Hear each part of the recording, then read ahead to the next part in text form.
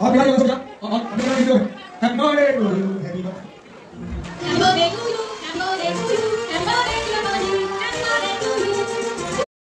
देख लो पवन सिंह का जन्मदिन। जी हाँ दोस्तों, आपका स्वागत है मेरे चैनल ऑसम भोजपुरी पर।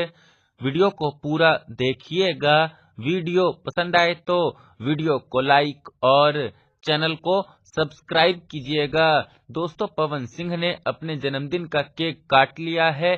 दोस्तों, जब पवन सिंह अपने जन्मदिन का केक काट रहे थे तो उनके साथ उनका पूरा परिवार स्टेज पर मौजूद था।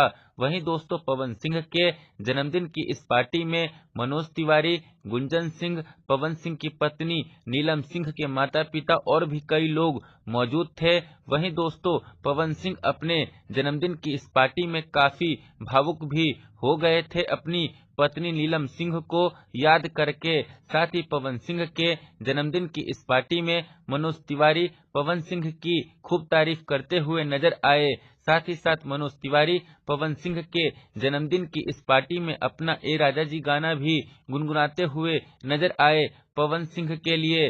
वहीं पवन सिंह भी अपने जन्मदिन की इस पार्टी के दौरान गुनगुनाते हुए नजर आए।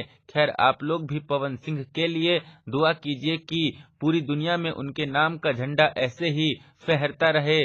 धन्यवाद। खैर, फिर मिलते हैं दोस्तों किसी नए वीडियो में। वीडियो पसंद आए तो वीडियो को लाइक और चैनल को सब्सक्राइब कीजिएगा।